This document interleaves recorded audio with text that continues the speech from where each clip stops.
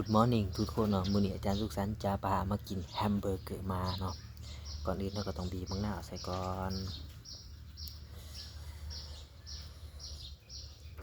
เนื้อม้าที่นำมาใส่เฮ็ดแฮมเบอร์เกอร์ในมื้อนี้เนาะแม่นเนื้อม้าเดียวดายเนาะม้าป่าเดียวดายซึ่งได้มาจากภูเขา阿拉斯กาเนาะได้มาจาก阿拉斯กาเพราะว่าอยู่รัฐ阿拉斯กามันเป็นรัฐที่มันมีอากาศหนาว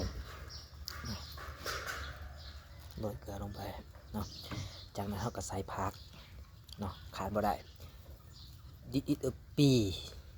เนาะนี่เนาะแล้วก็ใส่ผักกระหล่ำหน่อยหนึ่ง